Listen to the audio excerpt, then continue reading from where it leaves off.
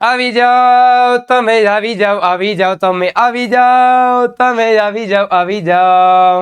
ધોરણ 7 ના વિદ્યાર્થી મિત્રો ઝડપથી આવી જાઓ મારી સાથે સામાજિક વિજ્ઞાન ભણવા માટે. ધોરણ 7 ના વિદ્યાર્થી મિત્રો વિદ્યાકુળની અંદરથી તમારો ભાઈ ભદ્રેશ ગઢવી તમે આવી ગયા હોય તો તમારું હાર્દિક સ્વાગત કરું છું. જે આ વિદ્યાર્થી મિત્રો ગયા લેક્ચરની અંદર આપણે જબરદસ્ત અભ્યાસ કર્યા બાદ આ ચેપ્ટરની અંદર આપણે આગળ અભ્યાસ કરવા માટે આપણે પુનઃ પધારી ચૂક્યા છીએ. અને પુનઃ પધારી ચૂક્યા હોઈએ ત્યારે તમારો સાથ અને સહકાર દ્વારા આ ચેપ્ટરની અંદર આપણે આગળ અભ્યાસ કરીએ. ધોરણ 7 ના વાલા વિદ્યાર્થી મિત્રો જેની અંદર આપણે પાઠ 10 ભણતા હતા કે જેનું નામ હતું પૃથ્વીની આંતરિક રચના અને એના ભૂમિ સ્વરૂપો.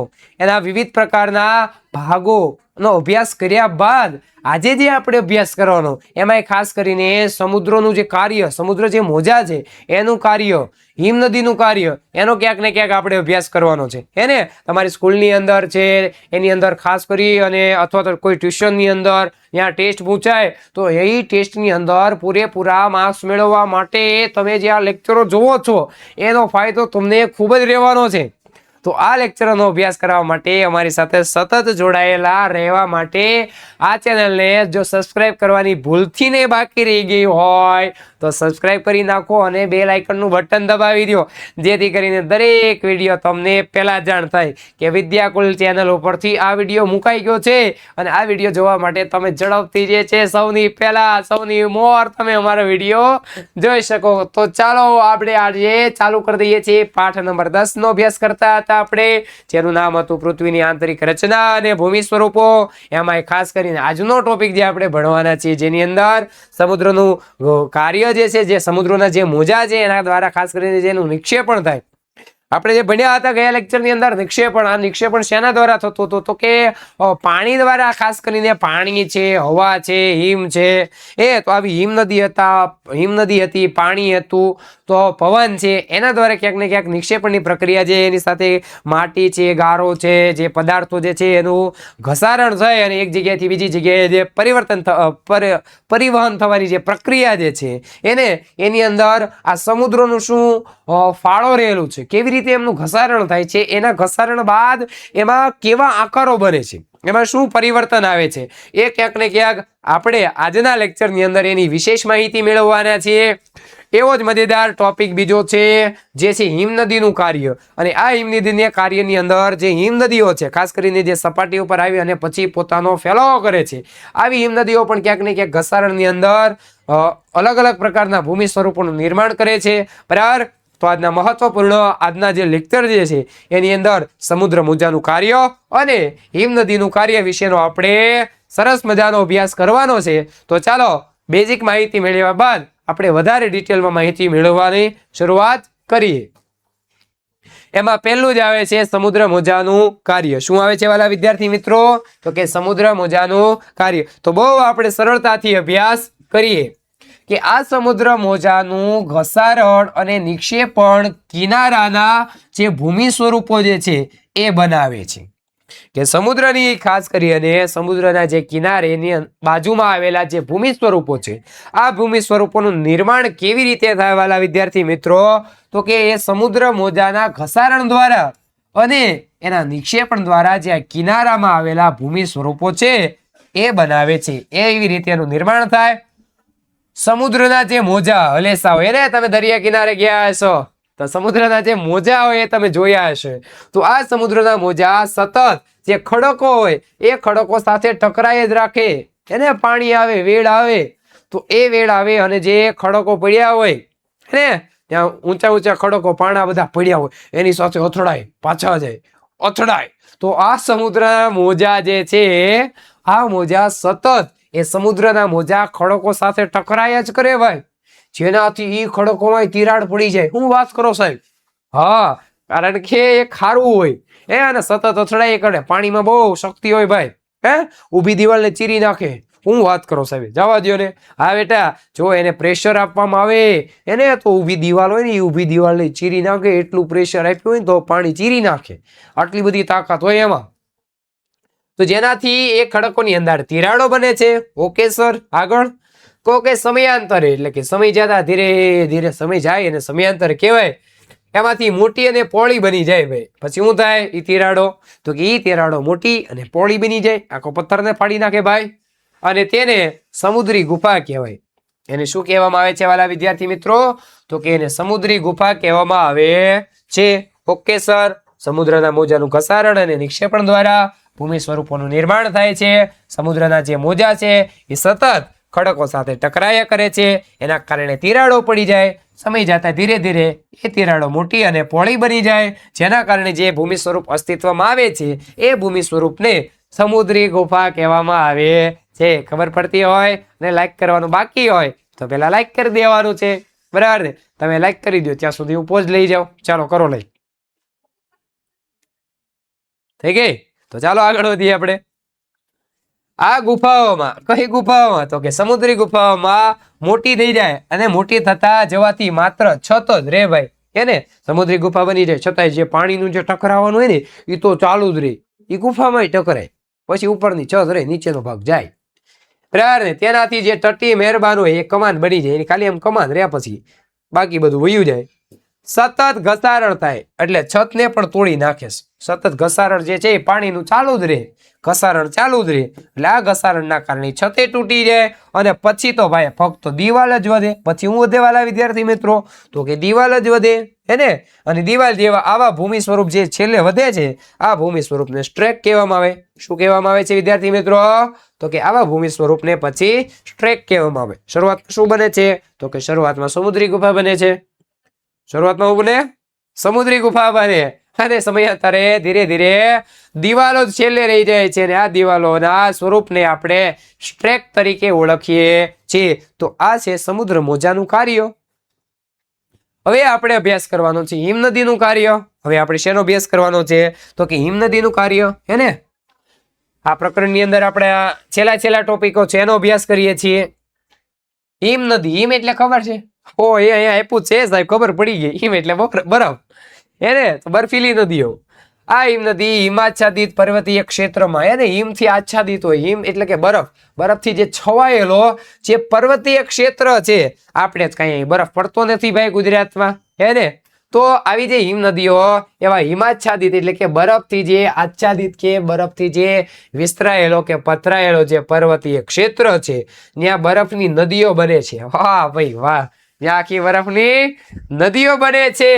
અને આ હિમ નદીઓ નીચેના નક્કર ખડકોથી ગોળાશ્મી માટી જે છે, આ ગોળાશ્મી માટી અને પથ્થરોનું સતત ઘસારણ કરી અને વિશિષ્ટ પ્રકારની ગોળાશ્મી ભૂદ્રશ્યનું નિર્માણ કરે છે ભાઈ. કે આ હિમનદી દ્વારા કયા ભૂમિ દ્રશ્યનું નિર્માણ થાય? તો કે ગોળાશ્મી ભૂદ્રશ્યનું નિર્માણ થાય છે. કેવી રીતે થાય? તો કે આ હિમાચ્છાદિત પર્વતીય જે ક્ષેત્રો છે એમાં બરફની નદીઓ બની જાય. આ નદીઓ નક્કર ખડકો હોય, આ ખડકોની જે ગોળાશ્મી માટી હોય એના દ્વારા પથ્થરોનું ઘસારણ કરે, અને એના દ્વારા જે ભૂદ્રશ્ય નિર્માણ પામે એને ગોળાશ્મી ભૂદ્રશ્ય કહેવામાં આવે છે. તમે અહીંયા ચિત્રમાં પણ જોઈ શકો છો કે કેવી રીતે ખાસ કરી અને જે હિમનદી જે છે એ હિમનદીના વહન દ્વારા જે નિર્માણ થાય છે ભૂમિ દ્રશ્ય, કે જેને આપણે ગોળાશ્મી ભૂદ્રશ્ય તરીકે ઓળખીએ છીએ. ત્યારબાદ તો કે આ હિમનદીનું ઘસારણ થાય એના દ્વારા યુ આકારની ખીણનું નિર્માણ થાય. કેવી ખીણનું નિર્માણ થાય? તો કે યુ આકારની ખીણનું નિર્માણ થાય છે. હા એલા સાચું, એ યુ આકારની ખીણ સાચું, અહીં લખ્યું છે યુ આકારની ખીણ. તો એ ઘસારણ દ્વારા યુ આકારની ખીણનું નિર્માણ થાય, અને આ હિમનદી પીગળવા પર્વતીય ક્ષેત્રોમાં આવેલા જે કોતર હોય એમાં પાણી ભરાય છે. પર્વતીય ક્ષેત્રોની અંદર જે કોતર હોય, જે ઊંડો ભાગ હોય એમાં પાણી ભરાય છે. પીગળે ને એટલે બરફ થાય એટલે પાણી થાય, એને હિમનદી ઓગળી જાય એટલે પાણી ભરાઈ જાય ને, અને સરોવર બને. અને આ સરોવરને ટાર્ન, તો ત્યાં સરોવરનું નિર્માણ થાય ભાઈ, જેને આપણે ટાર્ન ઇંગ્લિશમાં કહેતા હોઈએ છીએ, બરાબર? તો આવું સરોવરનું નિર્માણ થાય છે. જો આ હિમનદી હતી યુ આકાર હતો, અહીંયા જે છે આ કોતરું કે જેને આપણે ટાર્ન કહીએ, આ સરોવરને જો પાણી ભરાઈ ગયું, એને ઓગળીને જો કેવું દ્રશ્ય આપ્યું છે, તમે જોઈ શકો છો. વાહ ભાઈ વાહ, આના દ્વારા બહુ વ્યવસ્થિત આપણને સમજાય છે. આગળ આપણે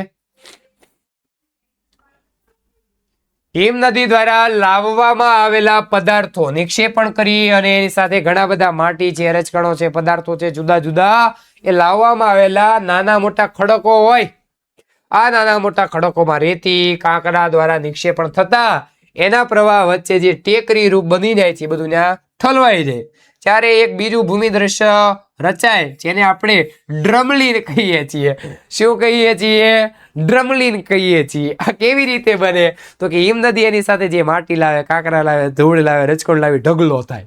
એ ઢગલો થાય અને જે ભૂમિ દ્રશ્ય આપણને અસ્તિત્વમાં જોવા મળે એને આપણે ડ્રમલીન કહીએ. આ ડ્રમલીન ભૂમિ સ્વરૂપની રચના થાય જે તમે ચિત્ર જો છે ને, બાકી ડ્રમલીનો બાકી આ બધું લાવે ને અરે રેતી કાંકરા ઘસારણ કરી ઢળતું આવે, આ પથરાઈ જાય પછી જામી જાય એટલે જે ભૂમિ સ્વરૂપ બને એને આપણે ડ્રમલીન તરીકે ઓળખીએ છીએ.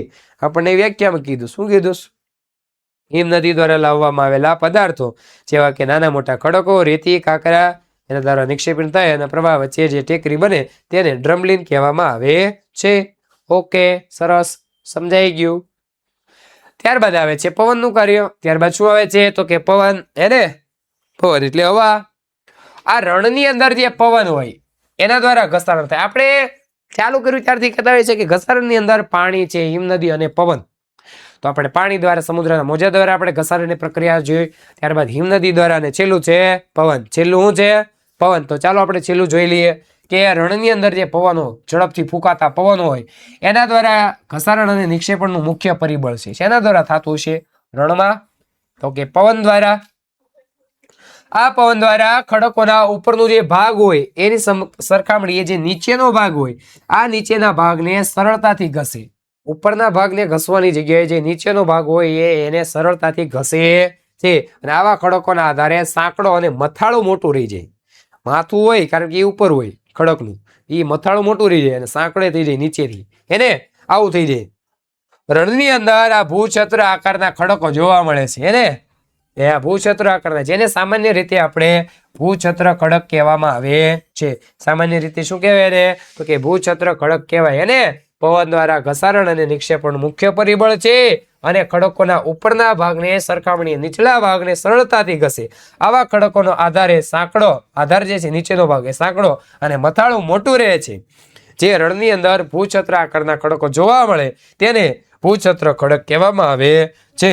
એવા ખડકોના ભૂમિ સ્વરૂપને આપણે ભૂછત્ર ખડક કહીએ છીએ. જો આવું હોય, મથાળું મોટું રહી ગયું, જો ભાઈ આધાર છે એ પાતળો છે, ધીરે ધીરે જમા થાય, ખાસ કરીને પવન એના કાંટીમાં માટી હોય એ બધું જે છે આવી રીતે ભૂછત્રોનું નિર્માણ થાય, જામી જાય એકદમ. શેના દ્વારા? તો કે પવન દ્વારા. જો તો ત્યારબાદ આગળ, અને આ પવનની ગતિ, કોની ગતિ?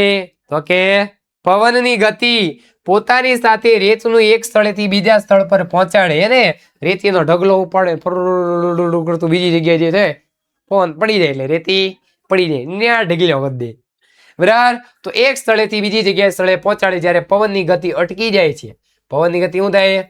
અટકી જાય ત્યારે તે જમીન પર પથરાય અને નાની ટેકરીઓ બનાવે, કે જમીન ઉપર પથરાય છે અને ત્યાં ઢગલી બનાવે, ટેકરી બનાવે. એ ટેકરીને ઢુવા તરીકે અથવા તો બારકન તરીકે ઓળખવામાં આવે છે.